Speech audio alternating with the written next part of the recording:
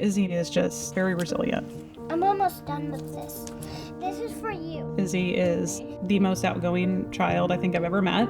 What is that? She is so funny. She's always had such a good sense of humor. She's very smart. I think whether it's riding her bike or trying something new, writing her letters, she's not like I give up, quits at life. She just always really tries to do her best. She's so positive.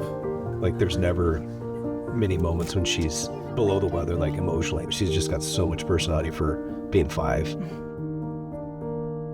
Probably of my 3 pregnancies, it was the healthiest, most normal. They wanted us to do a 36-week ultrasound, and so we did. The high-risk pregnancy doctor came in and kind of basically explained that she had hydrocephalus, extra spinal fluid in your brain that your body cannot absorb. What we learned, her hydrocephalus was caused by a stroke. So she had a 3rd-degree brain bleed somewhere between 20 and 36 weeks. The fluid's going to go there to try to heal it. And in her situation, it just continued to expand. Dr. Duchovny, she was wonderful and very transparent. So when she was born, she was like, well, you're in luck because my husband is actually the NICU doctor, Dr. Duchovny. We had not decided on a middle name for Izzy, and so we decided on Duke after both of those doctors. I definitely feel like they had a hand in getting her here and keeping her here. I'm very grateful for that. So then she was in the NICU, probably the biggest baby in the NICU. She was 6'9" at 36 weeks. They were still kind of monitoring her for her head and measuring it constantly. Over the course of the first week, definite growth, and kind of almost distorted her face a little bit, like just as it was just swelling and the fluid was just expanding. And they did what is called an ETV in hopes that would work. A month or so went by and they said it's not working. So we came back and they put in the first shunt. I remember getting an MRI after a few weeks and the neurosurgeon calling, and she was like, she's had another brain bleed. And so they had to take her in for surgery that day. They put in a programmable shunt so that they could adjust the fluids to kind of what her brain needed.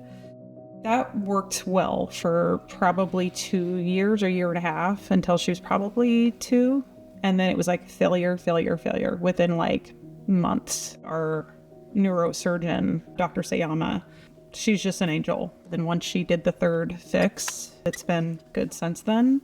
One thing that I've seen, I kind of keep noticing when we go to Dornbecker, it almost seems like they could be volunteers because they seem passionate and they seem like they're really just helping and being present at the moment. And that's everybody that we've encountered there has been the same. It's nice to see like that, not quite family, but it's like it's pretty close. If it's Izzy, we go straight to Dornbecker because we know that we're going to get the best care for her and her specific needs.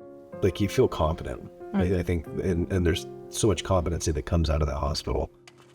So then after those 6 brain surgeries, she had done early intervention. She walked on time. She talked on time. The end October 23, and she had fallen asleep on my chest, and she had her first seizure that I know of. And it was,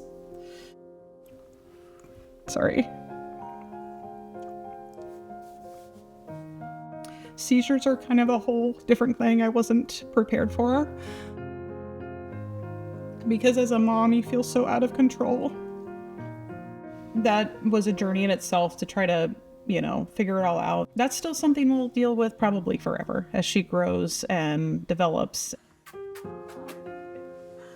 When she started having seizures, it happened to be in October, and then November is Epilepsy Awareness Month. And so I started walking each day in November to kind of clear my head and then, advocate for epilepsy. Her personality has forced me to be an advocate. She just started kindergarten and has just really thrived. I think Izzy keeps us busy. She asks almost every day to go for a walk. She doesn't care about the weather. They love going into the gym, especially Izzy. Like, we cannot be out there without her within minutes. Like, okay, I want to do lunges or push-ups. She loves attention. She loves meeting new people. And I really think she was here with the purpose of meeting as many people as she possibly can and giving out as many hugs as she possibly can. For having an unknown diagnosis with her birth, she never really gave us an opportunity to think that things weren't going to work out because she just always surpassed every milestone. The sky's the limit for Izzy.